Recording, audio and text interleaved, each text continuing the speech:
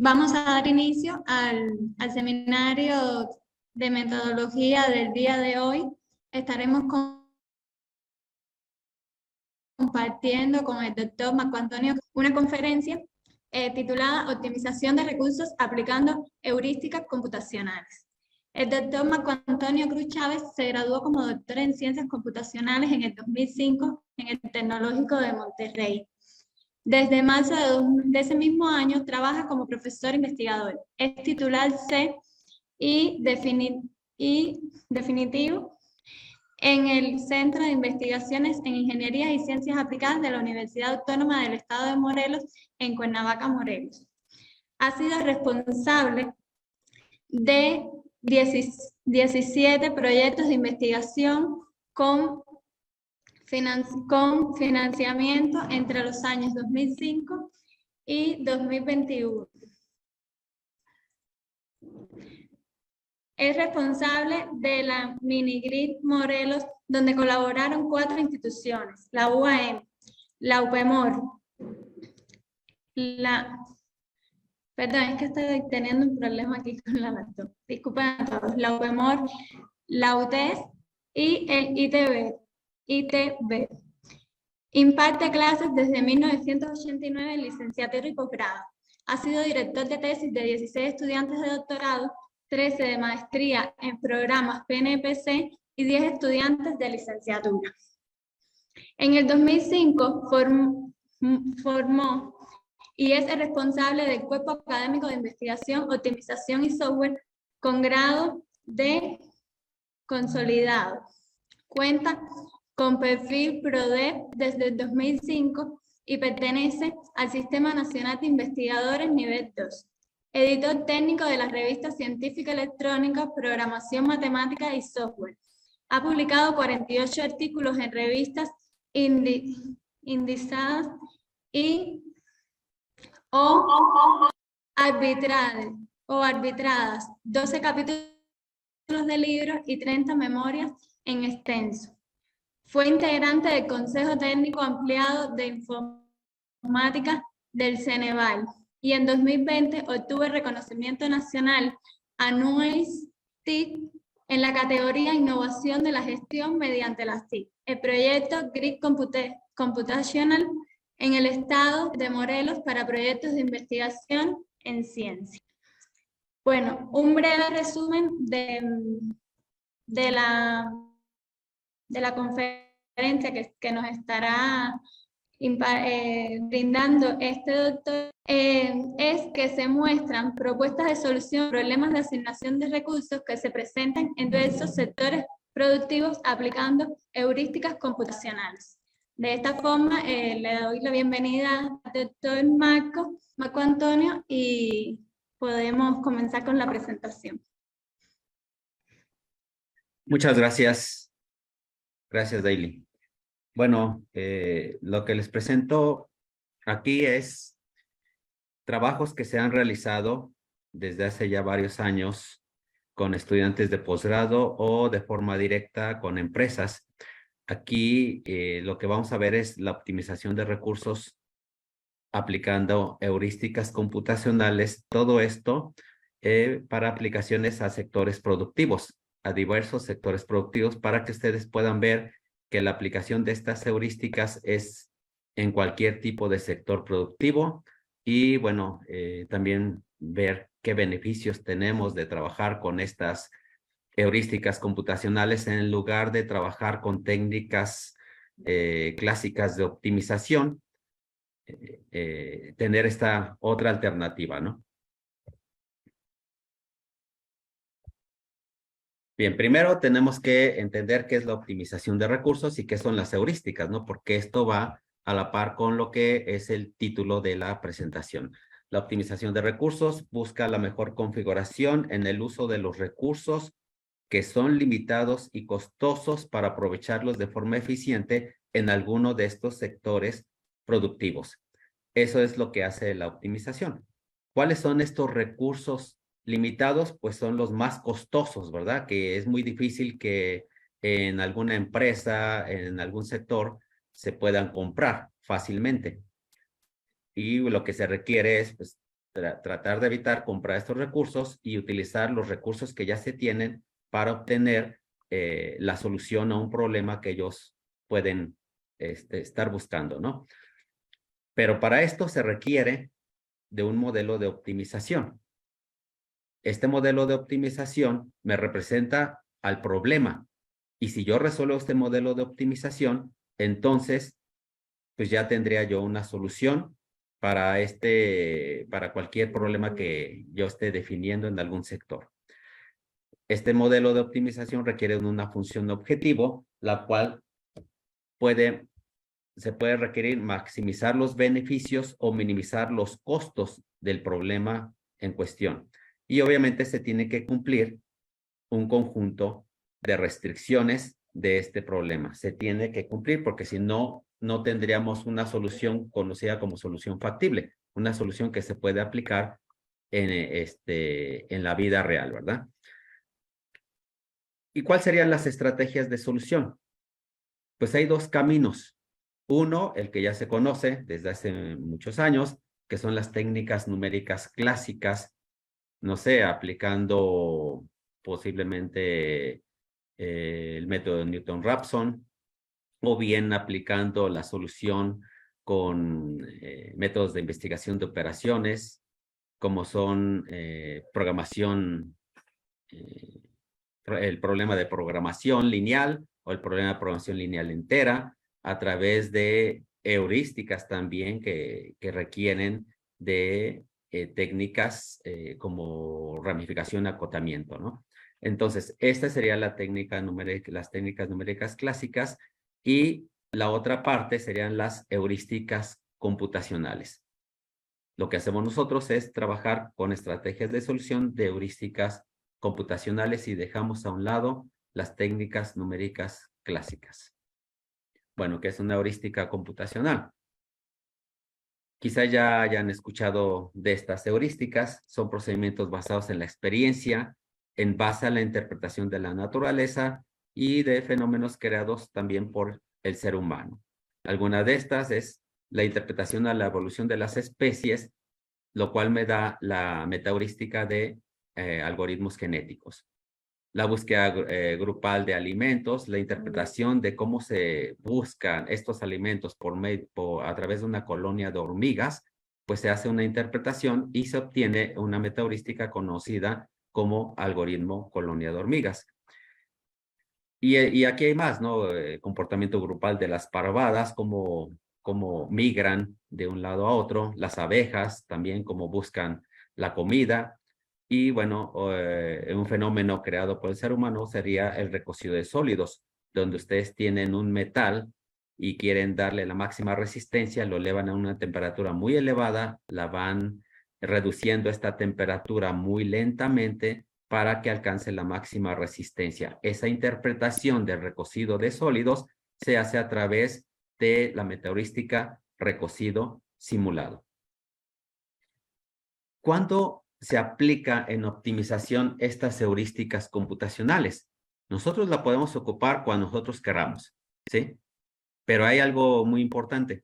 Hay veces que los métodos clásicos que ya se conocen no pueden obtener una solución a algún tipo de problema de algún sector productivo. Entonces, aquí me dice que cuando los métodos clásicos no alcanzan una solución en tiempo polinomial, se hace uso de estas heurísticas computacionales. ¿Qué significa eso de no alcanzan una solución en tiempo polinomial? Significa que hay veces que el problema que se tiene y la instancia que se quiere resolver de ese problema es una instancia muy grande con una gran cantidad de variables, y lo cual hace imposible dar una solución a través de una técnica clásica en un tiempo límite. Y recuerden que los sectores productivos, pues lo que requieren es de soluciones rápidas, ¿no? Y a lo mejor aplicar un método clásico a este problema de este sector productivo, pues va a requerir para esa instancia del problema, va a requerir, no sé, un mes, 2 meses, 1 año, 2 años, o simplemente no se va a poder obtener la solución. Y es cuando pues entran al rescate las heurísticas computacionales que su comportamiento está acotado en tiempo polinomial. Y bueno, aún así, aunque el problema no sea tan difícil de resolver para esa instancia de problema, pues cuando ustedes quieren, en lugar de estar trabajando con matrices más complejas, las cuales se tienen a través de estas técnicas numéricas clásicas, como por ejemplo en matrices hessianas, matrices donde tengan que aproximar diferencias parciales, en lugar de trabajar con esto, pues le damos la vuelta y trabajamos con un procedimiento más simple, y el cual nos va a dar también una solución prácticamente igual o muy cercana a la que me podría dar un método clásico.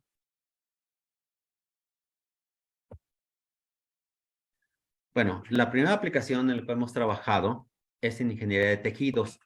No me voy a meter mucho a la parte numérica, simplemente les voy a comentar y les voy a dar algunos tips de cómo abordar estas heurísticas para este tipo de problemas, para que se entienda mejor, ¿no? Me voy a abocar para que ustedes se den cuenta dónde se puedan aplicar. Bueno, que se pueda aplicar en todos los tipos de problemas que requieren una solución. Entonces, bueno, el primer trabajo, uno de los primeros trabajos, una aplicación que se hizo fue en ingeniería de tejidos para sustituto de piel, para curar heridas. Esto se podría aplicar porque se requiere un crecimiento celular y la generación de piel a un costo pues muy barato, ¿no? Un costo óptimo, ¿no? Y bueno, también esto se puede aplicar a tejidos biológicos partiendo de las células del propio paciente, haciendo crecer un cultivo celular de una forma óptima para no ocupar una gran cantidad de estos tejidos, ¿no? Sino replicarlos nada más. ¿Qué es lo que se hace? Lo importante es tener un andamio en el cual se pueda poner las células. Y en base a este andamio, al diseño de este andamio, se puede extender este crecimiento de una forma óptima. Con una poca cantidad de células, pues hacer un crecimiento rápido en el mínimo tiempo. Y para eso se requiere de un diseño óptimo de andamio, ¿no? Entonces, este es un modelo que se propuso, se diseñó, el cual maximiza las propiedades del andamio y que favorece al máximo el crecimiento celular.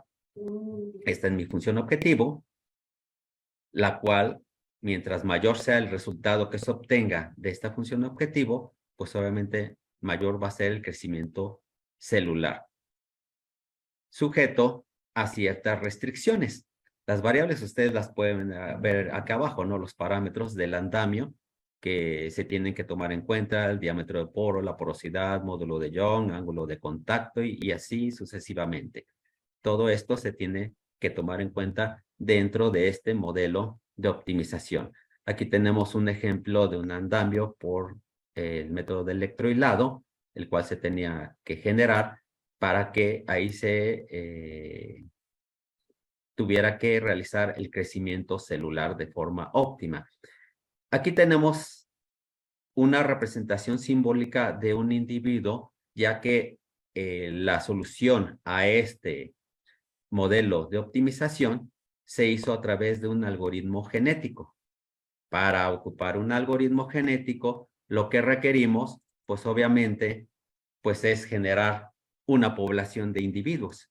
Y entonces, la representación simbólica se tuvo que diseñar para cada uno de estos individuos. Cada individuo me representa una solución del problema. Obviamente el genético lo que hace es, por cada generación, pues ir mejorando la población de individuos. Y lo que se hace pues, es tomar el mejor individuo de todos, una vez pasando un cierto número de generaciones, para obtener la mejor solución que me pueda dar el genético. Aquí se evalúan los parámetros del electrohilado, la arquitectura y las propiedades que se deben de trabajar. Al inicio, el individuo se da una solución aleatoria que obviamente respete este conjunto de restricciones. Aquí, por ejemplo, podemos ver que el diámetro de poro del andamio a través del electrohilado, pues debe tener un límite inferior y un límite superior en valor, porque no el diámetro puede ser infinito, muy grande o muy pequeño, no debe de haber un límite inferior y un límite superior, y así con los demás parámetros. Entonces se definen en base a estas restricciones que se deben de cumplir, se evalúa la función objetivo y se obtiene la aptitud. El valor resultante de la función objetivo se conoce como la aptitud de ese individuo. Mientras mayor sea, porque estamos maximizando, pues entonces mejor será la solución que se obtenga para maximizar el crecimiento celular. Y esto obviamente una vez que de forma teórica a través de un programa computacional que ejecuta una metaheurística como es lo que es algoritmos genéticos, pues el resultado, el mejor resultado, un resultado promedio y el peor resultado de este algoritmo genético se llevó a la práctica a través de ese diseño de andamio y del crecimiento celular.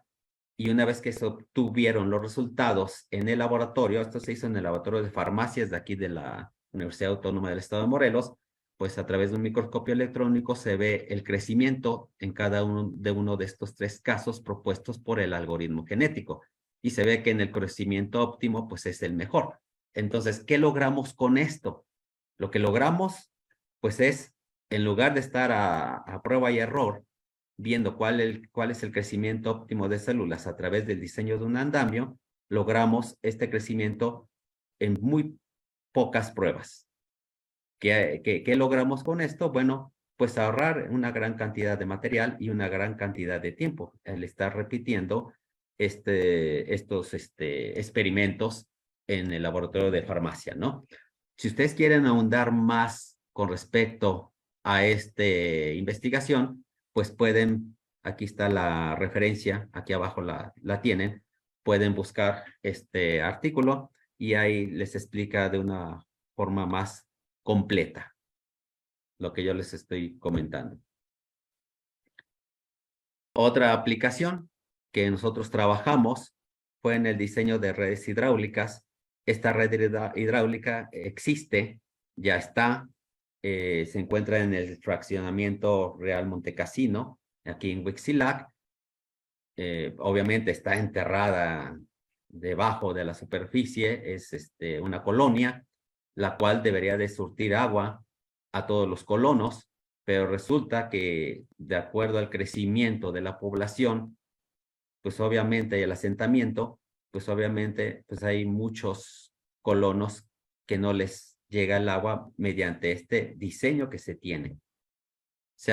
Primero lo que se hizo fue un análisis a través de un solver llamado EPANET de a qué nodos no llegaba el agua. Todos los nodos casi prácticamente de color azul, pues no les alcanza a llegar el agua, ¿no? Y lo que teníamos que hacer es un rediseño a un menor costo, al costo menor, para que pudiera ser factible, ¿no? Corregir este diseño de la red hidráulica. Entonces, bueno, la revisión que se hizo con el solver EPANET muestra que abajo de 10 metros columna agua, pues todas esas casas, pues no les llegaba el agua. Hay aquí algunas hasta presiones negativas, ¿no? En el cual, pues obviamente, pues en lugar de sacar, pues se crea un vacío, ¿no? Y entonces, bueno, a una gran cantidad de pobladores, pues no les llegaba. Y a algunos, pues fíjense, ¿no? Cómo les llegaba el agua, ¿no? Con una presión muy grande. Igual, si quieren ahondar sobre este trabajo, pues aquí está la referencia. Y si quieren ahondar más sobre lo que se está haciendo actualmente, pues tenemos esta referencia que acaba de salir en este mes, que se acaba de publicar. Pueden ver lo que se está haciendo trabajando con algoritmos genéticos en ambos casos. Ese es el modelo propuesto. Primero, como yo les decía, tenemos que proponer el modelo de esa red hidráulica, la cual tiene que minimizar el costo de instalar válvulas, tanques y tuberías, porque obviamente vamos a tener que instalar alguno que otro tanque, alguna que otra válvula para regular la presión en toda la comunidad, la presión de agua y bueno, pues obviamente algunas conexiones de tuberías para los tanques nuevos que se tienen, ¿no? Lo que se tiene que minimizar es los costos, ¿no? Y obviamente dentro de este modelo de la red hidráulica tenemos las ecuaciones de balance de masa y energía que me permiten dar una factibilidad a este sistema, una factibilidad real. Y bueno, aquí en la primera solución obtenida por el algoritmo genético que internamente tiene al solver EPANET, lo utiliza para evaluar la factibilidad. Aquí lo que tenemos es la instalación de 3 nuevos tanques para que les llegue a toda la comunidad el agua. Vemos la gráfica de presiones y ya todos están arriba de 10 metros columna agua. Pero también tenemos un problema todavía, ¿no? A muchos les llega más agua y a otros les llega muy poca, pero les llega, ¿no? Entonces lo que se hace es incluir válvulas, hay que agregar válvulas a la tubería para que regulen la presión en toda la comunidad. Y de esta manera, pues ya les llegue de una manera más equitativa la presión del agua. La siguiente aplicación es el aumento de resistencia de aceros microaliados. Estos aceros se utilizan en la construcción de carrocerías para autos, en trenes de aterrizaje. Esto es muy importante puesto que este tipo de aceros requiere un rendimiento de fuerza óptimo para que no vaya en algún momento dado, pues en el caso de carrocerías, a doblarse más de lo debido cuando exista un choque, ¿no? O bien en los trenes de aterrizaje que no vayan a sufrir un accidente doblándose a alguno de estos trenes y provocar un accidente, ¿no? Entonces, esto sí es muy importante.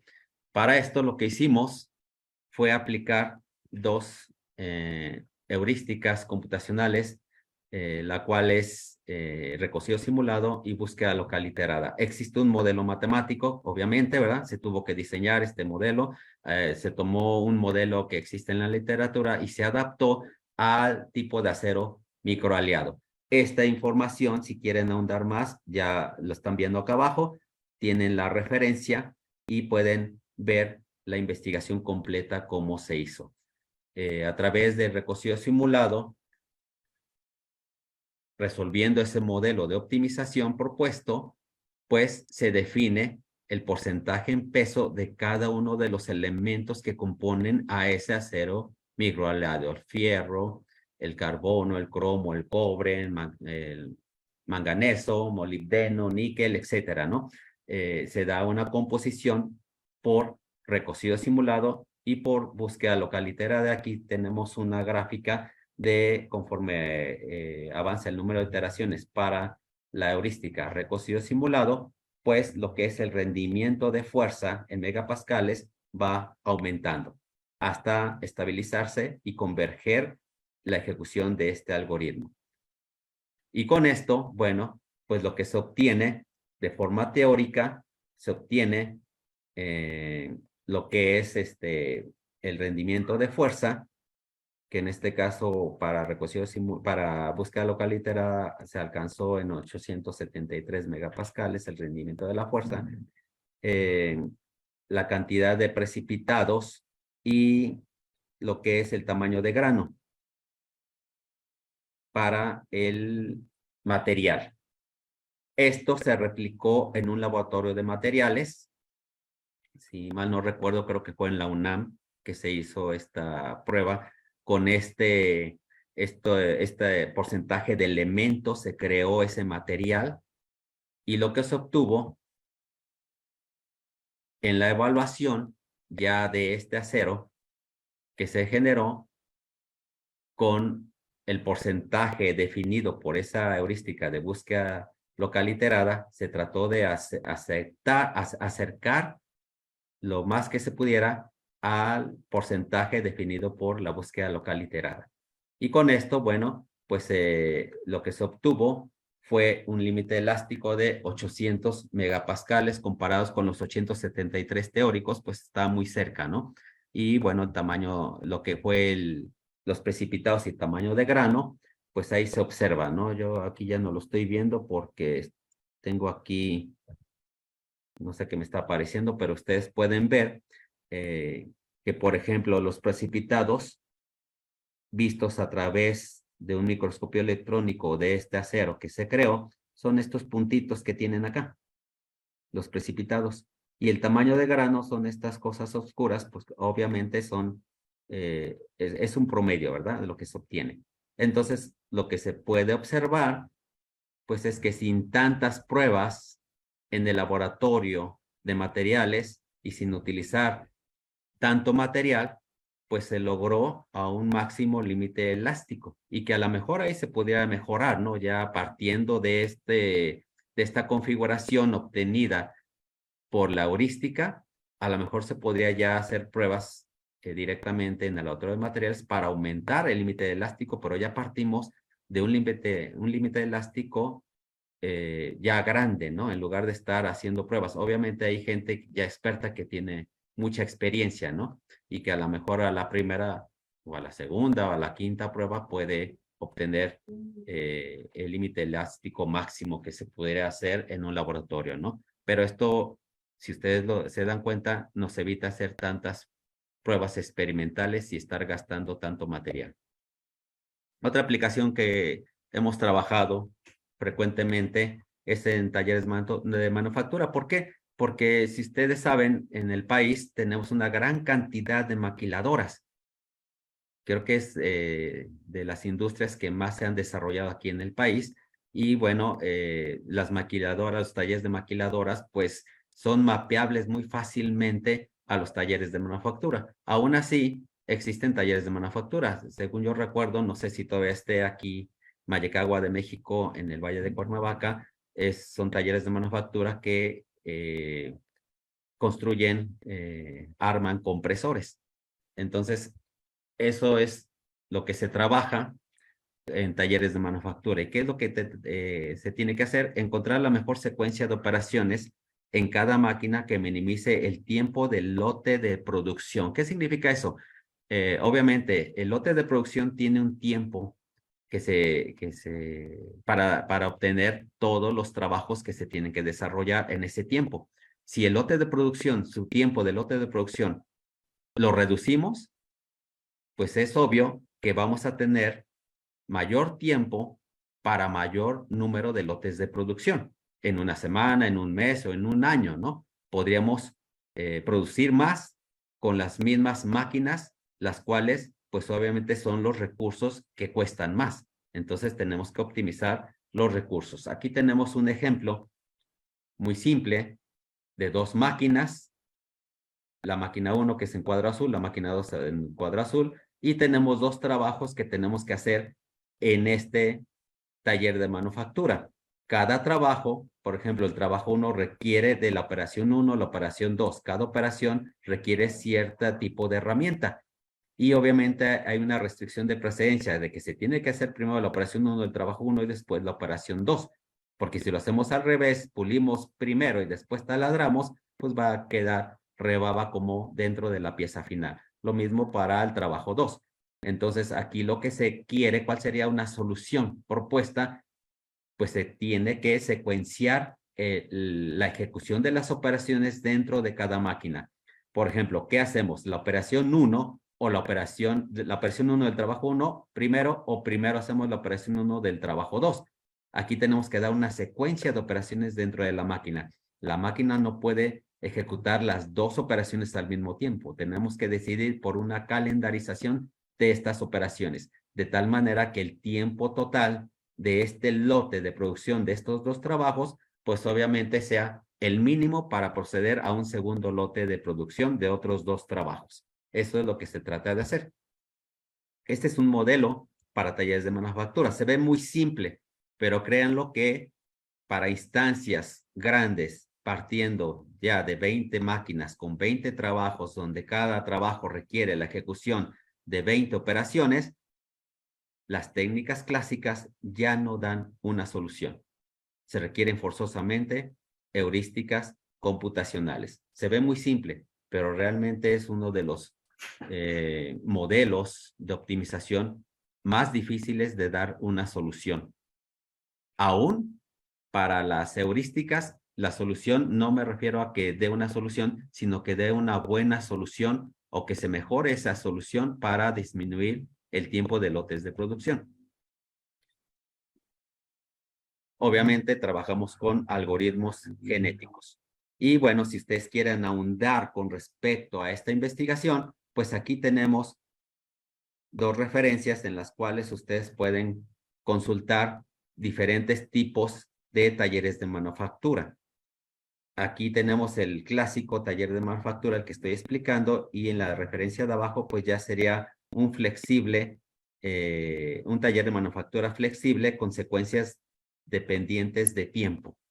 Es decir, se toma en cuenta el tiempo requerido una vez que una pieza de un trabajo está en una máquina, el tiempo requerido necesario para pasar esa pieza a otra máquina. Ahí tenemos un tiempo que se tiene que tomar en cuenta, ¿no? En la calendarización de estos trabajos.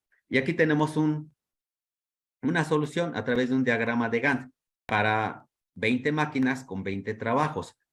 Cada trabajo está con un color. Acuérdense que, por ejemplo, el trabajo 5 tiene que ejecutar una operación en una máquina, otra operación en otra máquina y así sucesivamente hasta llegar a las 20 máquinas. Y obviamente tiene una restricción de precedencia de que primero se tiene que hacer la operación, la primera operación del trabajo 5 se tendría que hacer en la máquina 20. La siguiente operación tendría que hacerse en la máquina 2, la siguiente operación de ese trabajo 5 en la máquina 6. Esa sería la restricción de precedencia. No puede cambiarse esa secuencia de operaciones en el conjunto de máquinas, si no, no tendríamos un trabajo terminado como debe de ser. Ustedes también deben de notar, bueno, todas las operaciones de cada trabajo tienen un color, tienen un número designado, pero hay unos espacios que no tienen nada. Estos se llaman tiempos de ocio. Es decir, que la máquina no está haciendo nada. Termina la operación, sí, la operación del trabajo 5 en la máquina 20 y se queda en espera hasta que le llega el trabajo 10 para hacer su operación en la máquina 20. ¿Por qué hasta aquí debe de esperarse? Porque antes la restricción de presencia me dice que en la máquina 19 se tiene que hacer la operación del trabajo 10 en esa máquina 19. Y acuérdense que un trabajo, estamos hablando de una pieza, no la podemos partir para distribuirla en diferentes máquinas. Esa pieza se tiene que pasar de máquina en máquina. Entonces, como ustedes pueden observar, no es una secuencia muy fácil de obtener. ¿Cuál es el make span? De acuerdo al modelo de optimización que se acaba de presentar hace rato, pues el make span es el tiempo máximo del último trabajo en el sistema. Entonces, en este caso, el MEXPAN estamos hablando de 912 y más o menos caería en el trabajo 3, posiblemente, o en el trabajo 11, si ustedes se dan cuenta. Aquí tenemos las unidades de tiempo.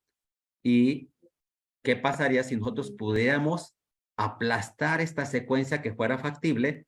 Entonces podríamos terminar ya no en 900 unidades de tiempo, sino en 700 unidades de tiempo, de tal manera que tuviéramos mayor tiempo para aprovechar en nuevos lotes de producción. De eso se trata este problema. La aplicación número 5, en la cual también se ha trabajado, es en la asignación de horarios universitarios, que ese es un problema, parecería muy simple, que uno podría decir, pues una secretaria lo puede hacer, ¿no? Pero estamos hablando de horarios universitarios y horarios complejos, donde, por ejemplo, tenemos el caso aquí a un lado de nosotros, la Facultad de Ciencias Químicas e Ingeniería. La Facultad de Ciencias Químicas e Ingeniería, bueno, existe un problema de traslapes en cuestión de las materias que toman los alumnos.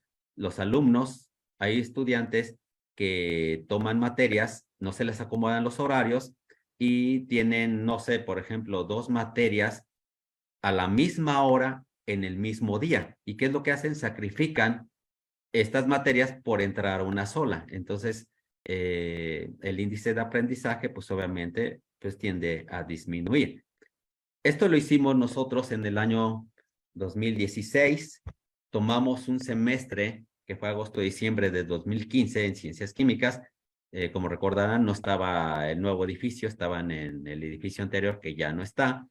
En ese entonces, bueno, se tenían 41 salones de clases, donde cada salón de clases el aforo era distinto.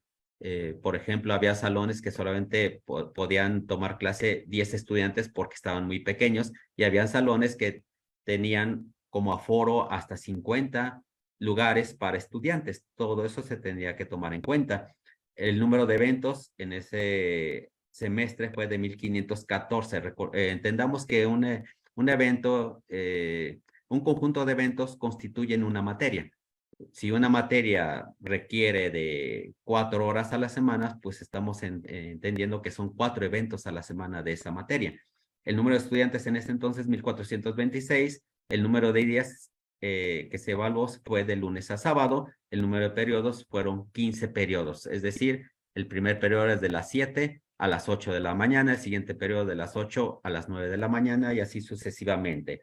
El número de ranuras de tiempo fueron 90.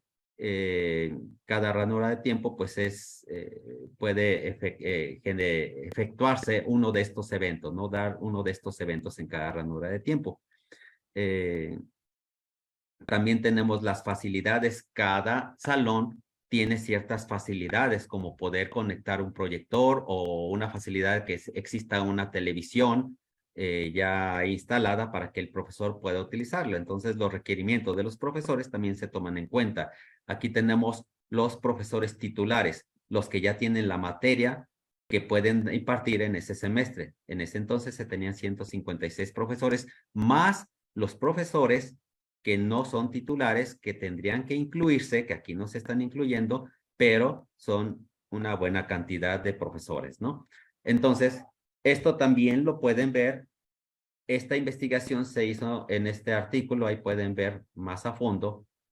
Aquí no se utilizó un genético, ninguna metaheurística, simplemente lo que se hizo es generar un algoritmo constructor de soluciones factibles. Lo único que obteníamos era una solución factible. La solución factible era que los estudiantes no tuvieran traslapes. Aquí se ve una representación de simbólica de lo que estamos trabajando. Es un cubo en el cual en el eje X tenemos los días, en el eje Y tenemos los periodos y en el eje Z tenemos el número de salones.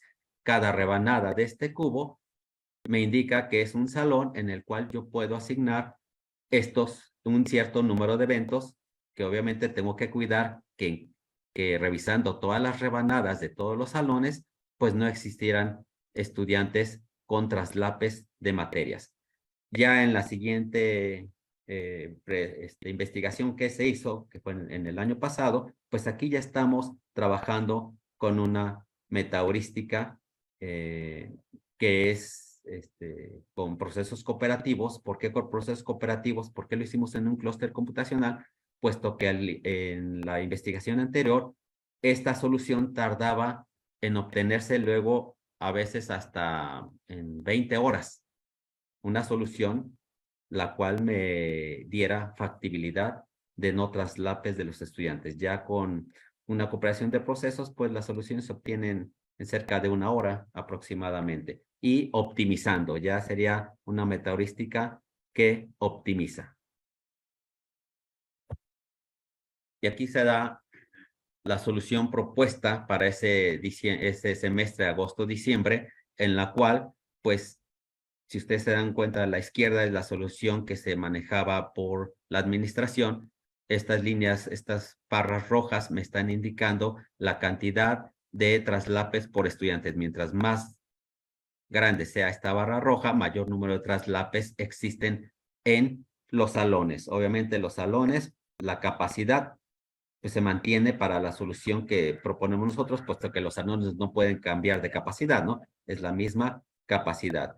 Y las ranuras de tiempo ocupadas, como ustedes se dan cuenta, aquí en esta solución propuesta no existen traslapes. Otra aplicación que tenemos es, creo que ya va a terminar el tiempo, me voy a acelerar un poquito.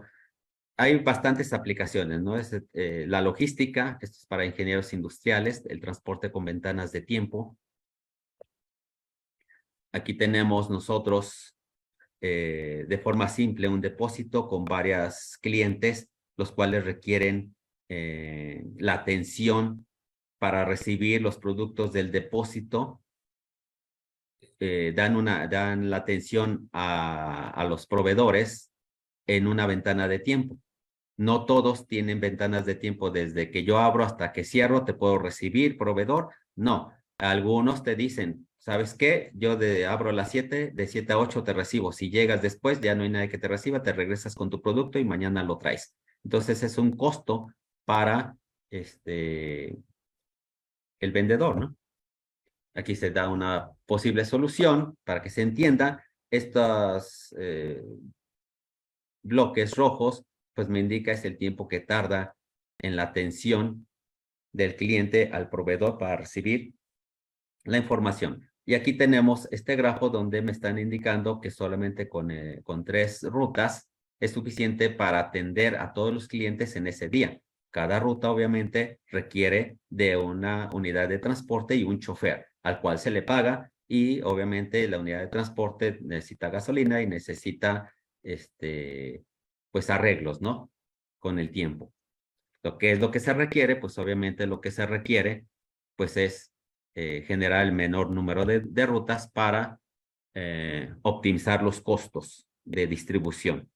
Y bueno, la optimización del transporte con ventana de tiempos, actualmente estamos trabajando con datos reales, no con un cliente en específico, pero sí con datos reales, suponiendo que, por ejemplo, en el Valle de Cuernavaca tenemos un depósito que pudiera ser, en este caso, Liverpool, el cual tiene que enviar a todos sus clientes todo lo que ellos han comprado en un cierto tiempo. Todos estos clientes, pues, están distribuidos en el Valle de Cuernavaca, de acuerdo a cómo ellos hayan comprado, y lo que se tiene que hacer inicialmente es generar clústeres agrupados de tal forma que sea el mínimo número de clústeres, porque cada clúster pues, va a ser atendido por una unidad de transporte. Aquí tenemos otra configuración de clústeres que estábamos hablando, 12 clústeres. Aquí lo ideal es el mínimo número de clústeres necesarios con el cual se pudieran atender a todos los clientes en un solo día. Depende también de las unidades de transporte que tenga el proveedor, pero se puede evaluar con datos reales, ¿no? Para acercar más a una solución real. Esto es lo que actualmente estamos trabajando. Otra aplicación es el análisis espacial de rutas en corredores para el transporte de líquidos. Esto se hizo con una empresa que nos pidió este trabajo para que a su vez ella la propusiera a Petróleos Mexicanos. Esto es interesante puesto que, por ejemplo, está la refinería Tres Bocas, 2 Bocas ahorita, y por lo que entiendo no hay una conectividad de tuberías desde donde se está extrayendo el petróleo para mandarlo a través de una tubería hacia 2 Bocas. Esto sería algo interesante para ellos, ¿no? Hacer el trazado de esa tubería, un trazado con un costo mínimo. Esto es lo que se hace aquí en esta investigación. Se propone un algoritmo de recocido simulado, se define un tipo de estructura de vecindad en la cual a través de una solución propuesta se va modificando pequeños segmentos de esa solución propuesta y se va evaluando el costo por instalar esa tubería. Pero obviamente se requiere pues el análisis espacial, puesto que en el traslado de un punto a otro pueden existir barrancas, pueden existir ríos, zonas arqueológicas en las cuales no es posible pasar por ahí, ¿no? Entonces se les da un peso de castigo dentro del modelo de optimización que también se diseñó y ese peso de castigo es mientras mayor sea el valor que se está dando, pues es, digamos, es más costoso pasar por ahí. Entonces lo que se hace es buscar una ruta en la cual el peso sea el mínimo, el castigo sea el mínimo. Esto también ustedes lo pueden ver aquí en lo que es esta publicación que también ya está de forma completa, el modelo de optimización y la estrategia de recocido simulado de cómo se efectuó. Primero se hace el diseño de un corredor a partir del trazo de la ruta más corta. Obviamente, esta marcada en rojo, que es la ruta más corta, aquí se da el ejemplo, pues obviamente no toma en cuenta lo que es pues los puntos tabú en los cuales no es posible pasar. Aquí a lo mejor está pasando por un pueblo, está pasando por una barranca, ¿no? Entonces, a partir de ahí, pues se generan propuestas de rutas en las cuales sí se están respetando esos puntos tabú que no son posibles accesar. Una solución factible se define como una solución que se sale de ese corredor. Por ejemplo, esta línea amarilla está fuera de ese corredor. Para nosotros sería una solución no factible. Mientras esté dentro de ese corredor, pues la solución es factible. ¿Cuál solución vamos a obtener? Aquí tenemos, por ejemplo, lo que se logró. Esto se hizo en el puerto de Veracruz, en una distancia más o menos como de 20 kilómetros de un inicio a final, y se evaluó posibles soluciones. La línea roja es la ruta más corta que no respeta puntos tabú. Las otras líneas, los otros trazados son posibles rutas factibles, y de ahí, de todas estas rutas factibles, se toma la más óptima, la de menor distancia, la cual va a instalar una menor longitud de tubería, y de esa manera se optimizan los costos. Tenemos otra aplicación que es en la optimización de riesgos de una empresa en la toma de decisiones. Esto también se hizo con otra empresa que nos pidió optimizar riesgos en una empresa. Primero se tienen que evaluar cuáles son esos riesgos, cuáles son las amenazas y cómo se pueden evitar esas amenazas. Cómo vamos a amortizar estos riesgos, ¿no? Entonces, existen una gran cantidad de riesgos en las empresas, y para cada riesgo, estos riesgos se disminuyen en función de algunas salvaguardas definidas. Algunas salvaguardas minimizan esos riesgos, pero algunas son más caras que otras. Entonces, se tiene que encontrar la última configuración de la cantidad de salvaguardas y la clase de salvaguardas para minimizar estos riesgos y que a la empresa no le cueste mucho minimizar estos riesgos, ¿no? Esta es la propuesta metodológica. Se hace una recolección de datos para identificar factores de riesgos en todas las áreas, se seleccionan todas las salvaguardas posibles, los costos de estas salvaguardas, se hace el desarrollo de un modelo de optimización, que este es el que se diseñó, el que se tiene. La información la tienen también en este artículo, si quieren ahondar más sobre cómo se hizo por completo, bueno, pues ahí lo van a tener, ¿no? Se resuelve el modelo por una metaheurística, que en este caso, acuérdense que los modelos de optimización se pueden atacar con metaheurísticas o bien directamente con solvers que ya existen en Internet y son gratuitos. Pero como yo les digo, hay algunos problemas que son muy complicados y que para instancias grandes que generalmente aparecen en los sectores productivos, se manejan ahí, pues obviamente algunos problemas pues no permiten a través de técnicas clásicas obtener una solución. Bueno, entonces se hace la caracterización de soluciones y se visualizan los resultados para toma de decisiones. Una vez resolviendo esto, aquí tenemos un ejemplo del algoritmo de recocido simulado, que si ustedes se dan cuenta, pues realmente es muy simple. Las heurísticas, la aplicación de heurísticas, metaheurísticas son muy simple comparando con las técnicas numéricas clásicas. El resultado aquí estamos viendo que a pesar de que es un problema, digamos, simple para resolverse en un solver, como por ejemplo Cplex, que es un solver de ingeniería industrial, pues aquí estamos viendo la cantidad de memoria que ocupa la computadora, ¿no? Ocupa 30 megas de memoria, si ustedes se dan cuenta. En el caso de la metaheurística aplicada a recocido simulado, ni siquiera llega a 2 megas de memoria. Para un problema medio de tamaño, no, perdón, este problema fue de tamaño pequeño porque fue una microempresa. Entonces, nada más vean, para un problema de tamaño pequeño, la cantidad de memoria requerida por una técnica numérica clásica. ¿Qué será para un problema de tamaño grande, no?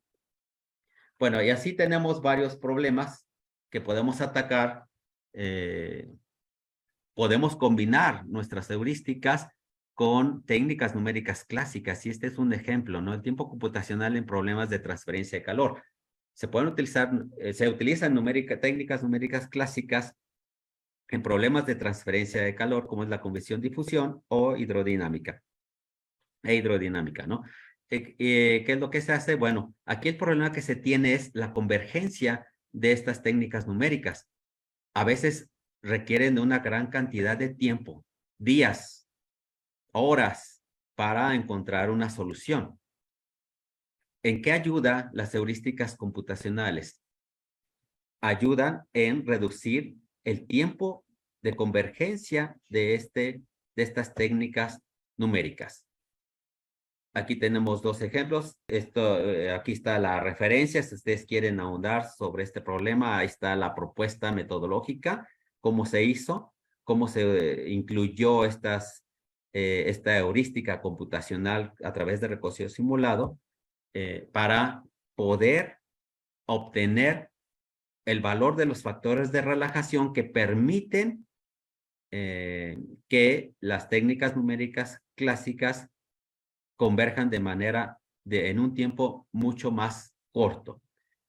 Para un factor de relajación, pues es muy simple, ¿no? Pero para problemas que tienen más de un factor de relajación, por ejemplo, aquí tenemos 3 factores de relajación, vuelvo a lo mismo, ¿no? Los expertos en este tipo de técnicas, en este tipo de problemas, pues por la experiencia, pues más o menos dicen, bueno, con estos factores de relajación es posible que no tarde yo menos de 10, 20 horas, ¿no? En obtener una solución.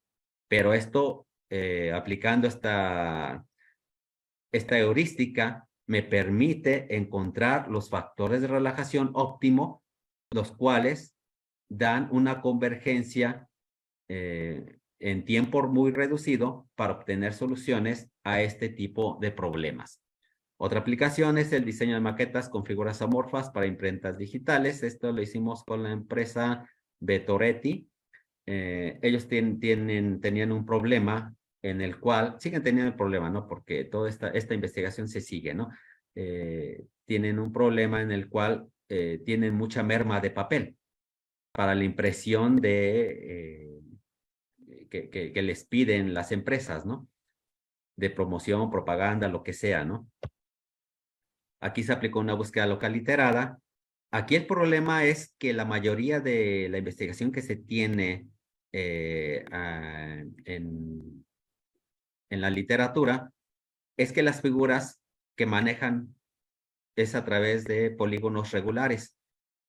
Y obviamente lo que se publica generalmente no son polígonos regulares, son cualquier tipo de figuras que tienen infinidad de picos, ¿no? Como estas que ustedes ven acá.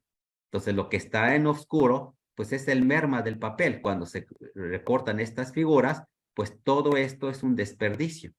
Entonces, aquí en esta primera parte de la investigación ya se está trabajando con figuras amorfas, las cuales, pues obviamente todavía sí es un poquito complicado encontrar soluciones muy buenas, puesto que pues se tiene que ver que no haya traslape entre las figuras. Como ustedes están viendo, aquí tenemos una solución, pero todavía requiere un poquito de más optimización para reducir ese merma de papel. Pero el tiempo que se lleva para tener una solución es arriba de 5 horas, 6, 7 horas. ¿Qué es lo que necesitamos? Pues dar avance a esta investigación a través de procesamiento distribuido en clústeres computacionales para que sea óptimo para el uso de la empresa, ¿no? Porque no va a estar esperando 7 horas a que le demos una maqueta que tenga que producir. Para mayor revisión sobre esta investigación, aquí tienen esta publicación es lo que se tiene hasta ahorita, ¿no? Y seguimos trabajando. Y bueno, finalmente, en lo que estamos trabajando ahorita es en la calendarización de horarios de enfermera. Este es un problema muy fuerte aquí en el país, en todos los hospitales de todo el mundo, ¿no? Este trabajo se está haciendo para un hospital del Seguro Social ubicado en Tampico. Y bueno, pues aquí está más o menos las características de esta instancia: 680 enfermeras, 226 en turno matutino, 198 en turno vespertino, y obviamente cada una es una especialidad. No todas se pueden turnar en diferentes lugares, ¿no? Hay áreas de especialidades y se están tomando en cuenta estas áreas de especialidades, las cuales pues requieren de enfermeras que tengan una especialidad, ¿no? Este es un proyecto de maestría en desarrollo en el 2023 todavía. Y por último, bueno, también se está trabajando en la canalización de cursos en una normal superior, que está aquí en el estado de Morelos, para hacer la canalización de esta escuela. Todo esto se está haciendo dentro del laboratorio de Minigrid Morelos, el cual consta de 3 clústeres computacionales distanciados geográficamente, uno en la Universidad Autónoma del Estado de Morelos, otro en la Universidad Politécnica del Estado de Morelos y el último en la Universidad Tecnológica Emiliano Zapata, que están unidos a través de una red de microondas y las cuales se comunican entre ellos estos clústeres, y podemos nosotros lanzar un programa y distribuir en procesos en cada uno de estos 3 clústeres. Estas serían las características. Si quieren ahondar más sobre lo que se ha hecho en la Minigrid Morelos, aquí están algunos trabajos utilizando esta Minigrid computacional. Y estas son las características de la grid. Y finalmente, bueno, pues aquí les pongo lo que es la asignación óptima de recursos. La optimización de recursos críticos en los sectores productivos permite a las empresas hacerlas más competitivas a una escala mundial. Para eso hacemos esta investigación. Bueno, por mi parte es todo. Muchas gracias. Espero me hayan entendido. Cualquier duda, adelante.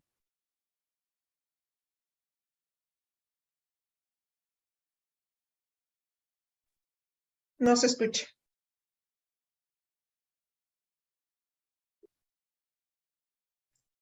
Ahora sí, ¿me escuchan? Ya. Le estaba agradeciendo, doctor Marco Antonio, por su plática, muy interesante. Tenemos entonces hasta el momento 2 preguntas. Una nos llegó por Facebook de Leonardo Urquiza, que nos comenta que si puede mencionar al menos 3 ventajas que un sistema de manufactura puede rendir a las empresas. 3 ventajas que un sistema de manufactura puede rendir a las empresas. A las empresas, sí, correcto. 3 ventajas, es que no entiendo la pregunta. 3 ventajas en cuanto a qué. No entiendo la pregunta. Debe referirse a cuando estuvo hablando sobre las manufacturas en las empresas. No obstante, le puedo hacer la segunda pregunta y para que Lo Leonardo complemente, pueda ¿no? abundar más sobre su, Sí, por favor, ¿no? su pregunta. Ajá. Por favor, sí. Esta es de Laura Carvalho, estudiante del seminario. Ella pregunta, ¿cuáles pueden ser las condiciones de parada de las metaheurísticas presentadas? Condiciones de parada. Sí, los criterios de paro se refiere. Eso depende de cada metaheurística. Por ejemplo, los algoritmos genéticos, el criterio de paro puede ser, y generalmente es, en el número de generaciones.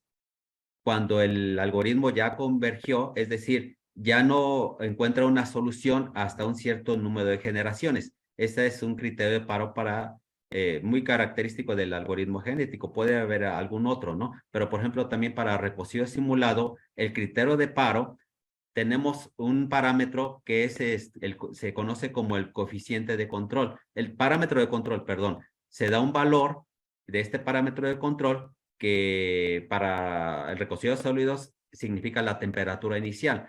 Y el criterio de paro es la temperatura final, que en este caso sería el valor último que obtiene este parámetro de control, que generalmente pues es la temperatura de enfriamiento.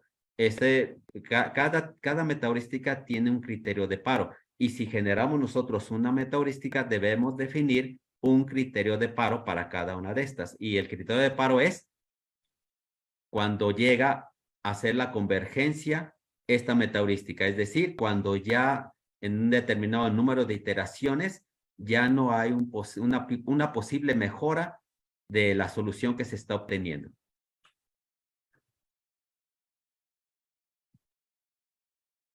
Muchas gracias, doctor. Doctora Marisol, está pidiendo la palabra. Sí, muchas gracias, Marco, por tan interesante plática. Realmente nos has dado un panorama de todas las aplicaciones. No pensé que hubiera tantas aplicaciones disponibles. Y en ese sentido te quisiera decir cuáles serían las variables que debe de tener un problema para que se pueda analizar a través de esta metodología. Esa sería una. Otra, si es lo mismo heurística, metaheurística y red neuronal, y si no, ¿cuál es la diferencia? Y Fíjate. si pudieras definir de una manera general este término heurística, que veo que lo utilizas muchísimo, esta optimización. Sí. Una pregunta más sería, veo que hay una optimización, por ejemplo, en los horarios, calendarización, ¿verdad? Mi pregunta es si aquí en el CICAP has intentado, o en AUAM, utilizar esta metodología.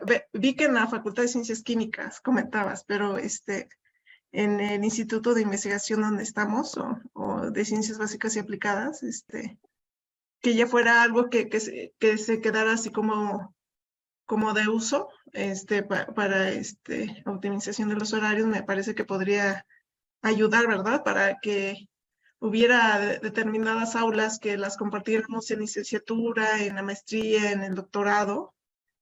Me parece que no sé si en algún momento has pensado en esa posibilidad. Te agradezco mucho. Sí, gracias. De hecho, me comentaron hace unos años para el puro CICAP. La cuestión está en que en ese entonces, bueno, tú lo sabes, Marisol, eres investigadora. Lo que nosotros tratamos de hacer en nuestras actividades es algo que nos ayude también a nosotros en nuestra investigación. Cuando yo vi esto, yo dije, esto no me favorece en cuestión de la investigación, puesto que era un problema muy sencillo. No es publicable, en pocas palabras, ¿no? Si tú te dices cuenta, en todo lo que yo he presentado, siempre ha habido publicaciones. Entonces, no es un reto, digamos, para una persona hacer esto, ni para un estudiante. Ese más que nada es el problema, ¿no? Ahorita, como tú lo estás comentando, pues a lo mejor podría ser un reto, ¿no? La compartición de estos salones en todo el Instituto de Ciencias Básicas y Aplicadas. Ahí sí yo no lo había visto. Esto podría ser como un tema de tesis para un estudiante siempre y cuando sea un reto, ¿no? Habría que analizarlo todavía. Pero sí sería interesante y ver también la disponibilidad de pues, de los altos mandos, ¿no? Porque luego a veces como que son muy renuentes, yo lo he visto, ¿no? Y no nada más aquí, ¿no? En cualquier lugar cuando te pides información, a veces es muy difícil encontrarla, ¿no? Eso es con respecto a lo que estabas comentando. La diferencia entre heurísticas, metaheurísticas y red neuronal. Todas son heurísticas, se consideran como heurísticas. ¿Qué se considera como una metaheurística? La metaheurística prácticamente son fenómenos que se quieren interpretar de la naturaleza o fenómenos producidos por el propio ser humano. Entonces, en ese aspecto estaríamos hablando de una metaheurística. Red neuronal es una metaheurística porque hace la interpretación al funcionamiento de un cerebro, ¿sí? Entonces, las heurísticas, y al final de cuentas todas son heurísticas, porque es un procedimiento basado en la experiencia del programador, en la interpretación. No hay una prueba matemática de optimalidad ni factibilidad. Si tú no tienes una prueba matemática, entonces no podemos de forma matemática hacer una demostración, por eso se llaman heurísticas.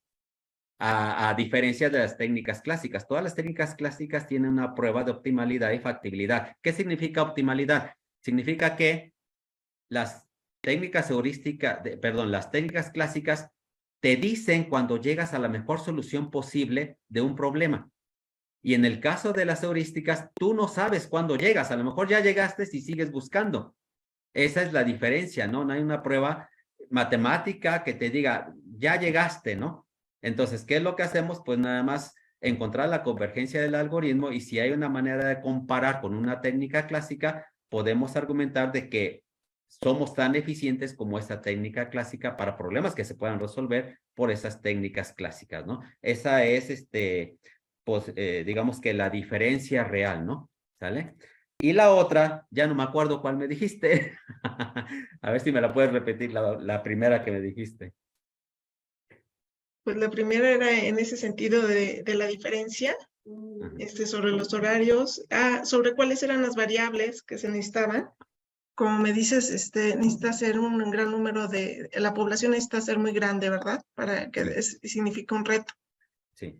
Y bueno, ya aprovechando esta intervención, estimado Marco, creo que se podría hacer un análisis de los factores que afectan el desempeño de las celdas solares.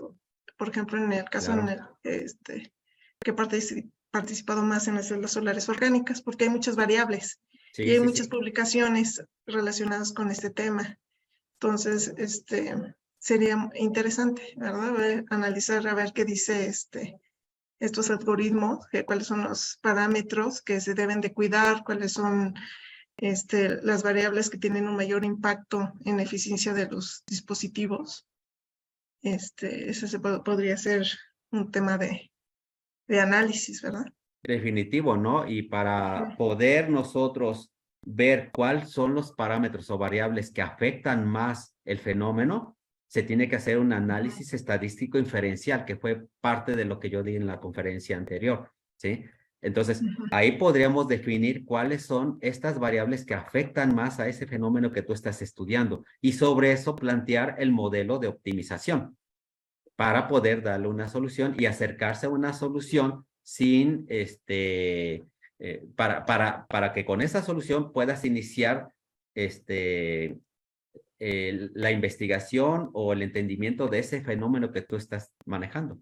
Definitivo, ¿no? Para eso entra la estadística también. Sí, muy bien. Pues muchas gracias, Marco, por tu respuesta. Gracias.